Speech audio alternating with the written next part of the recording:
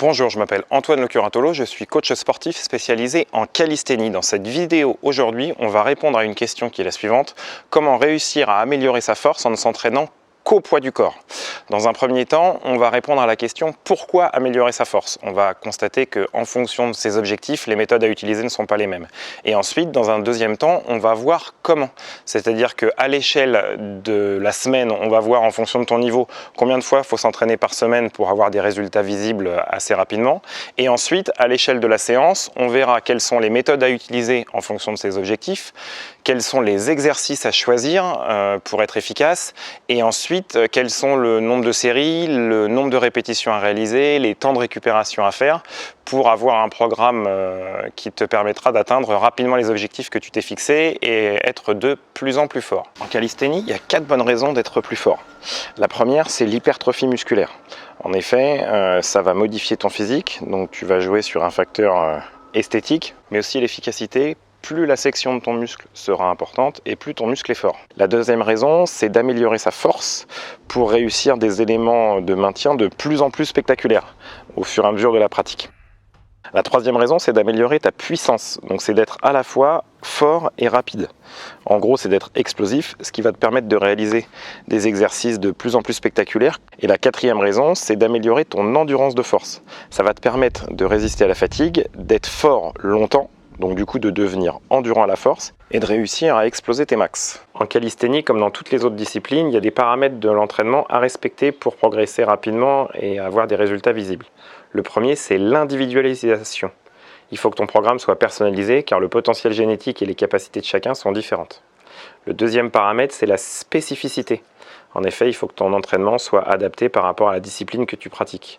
En fonction de tes objectifs, on va plutôt privilégier des exercices proches de la discipline comme du curl biceps à la barre ou du tirage avec serviette plutôt que des curl biceps debout avec élastique.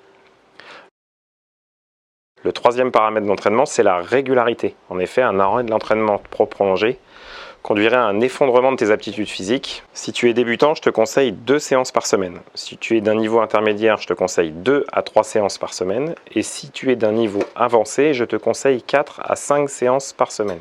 Le quatrième paramètre d'entraînement à respecter, c'est la progressivité.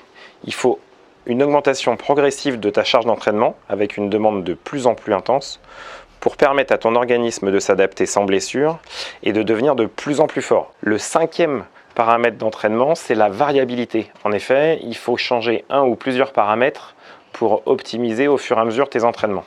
En calisthénie, on va plutôt privilégier des exercices polyarticulaires. Pour augmenter ta force, on va se concentrer sur des fondamentaux qui sont au nombre de 5, le tirage inversé, les tractions, les pompes, les dips et les squats. Pour diminuer la difficulté, tu as plusieurs possibilités. Tu peux par exemple utiliser un élastique comme assistance, conserver tes pieds au sol ou varier les angles de travail en surélevant tes mains par exemple. Pour augmenter la difficulté, tu peux choisir des variantes de plus en plus difficiles. Tu peux utiliser un élastique comme résistance. Tu peux décider de porter un gilet lesté. Tu peux décider de varier les angles en surélevant tes pieds par exemple, ou d'utiliser des supports instables comme les anneaux ou les coussins de proprioception. Le sixième paramètre d'entraînement à respecter, c'est l'alternance. Ce qu'il faut que tu comprennes, c'est que ton corps se construit quand il se repose. Donc pour te permettre de progresser, il est important de respecter à la fois les temps de récupération qui te sont proposés entre les séries, mais aussi de respecter les jours de repos pour progresser en toute sécurité. Dans cette vidéo, je te propose 4 premières méthodes qui vont te permettre de pouvoir atteindre tes objectifs. Avec un objectif d'hypertrophie musculaire, je te propose un triset descendant où tu vas réaliser 2 à 3 fois par semaine, 4 à 6 séries de 3 mouvements enchaînés avec un nombre de répétitions max décroissant, 10, 8 et 6, sans temps de repos entre chacun des exercices, et prendre 2 à 3 minutes de récupération entre chaque série. Tu peux par exemple enchaîner des pompes suivies de dips et terminer par des extensions triceps. Tu peux aussi réaliser en premier mouvement des tractions et enchaîner avec du tirage inversé et du curl biceps. Avec un objectif de force, je te propose une pré-fatigue en réalisant 2 fois par semaine 4 à 6 séries de 6 répétitions max d'un premier mouvement enchaîné avec 6 répétitions max d'un deuxième mouvement en prenant 2 à 3 minutes de récupération entre chaque série. Le premier mouvement est un mouvement de pré-fatigue. Tu peux par exemple réaliser des dips et enchaîner ensuite avec des pompes, ou réaliser du tirage inversé en pré-fatigue pour enchaîner avec des tractions. Avec un objectif de puissance, je te propose une méthode bulgare en variante 1-1 que tu vas pouvoir réaliser 2 fois par semaine en réalisant 12 séries au total, en alternant une série de 6 répétitions max d'un mouvement avec 2 à 3 minutes de récupération, puis une série de 8 répétitions légères à vitesse maximale en prenant 1 à 2 minutes de récupération. On sera bien vigilant sur la qualité d'exécution des mouvements. Tu peux par exemple alterner des tractions à la serviette et des tractions avec élastique, des pompes sur un support instable comme les anneaux et des pompes au sol, des dips aux anneaux et des dips au banc, des pistol squats et des squats sur coussin de proprioception.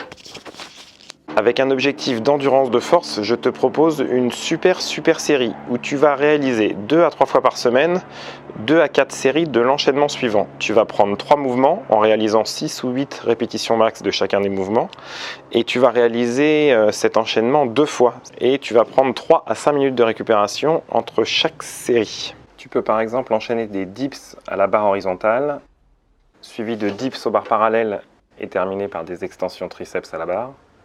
Tu peux enchaîner des pompes avec une résistance élastique, des pompes aux anneaux et des pompes déclinées avec les pieds surélevés sur un banc. Des tractions à la barre fixe, suivies de tirage avec les pieds surélevés et terminé par du tirage à la serviette. Tu comprendras bien qu'il faut privilégier la qualité à la quantité au niveau de tes entraînements. Tu viens de voir dans cette vidéo qu'il est tout à fait possible de se construire un programme adapté à ton niveau, que tu sois débutant, intermédiaire ou avancé, et réussir en fonction de tes objectifs à améliorer ta force avec des méthodes qui n'utilisent que le poids du corps. J'espère que cette vidéo t'a plu et te sera utile pour te permettre de construire tes entraînements. Si c'est le cas, n'hésite pas et laisse-moi un pouce, ça fait toujours plaisir. Si tu as la moindre question, tu peux la laisser dans les commentaires et j'y répondrai. Et si tu veux continuer de t'entraîner en toute liberté et progresser sans cesse en calisthénie, je t'invite à t'abonner sur ma chaîne pour pouvoir profiter des vidéos que je poste régulièrement. J'ai plus qu'à te souhaiter de bonnes courbatures. Ciao, bye bye.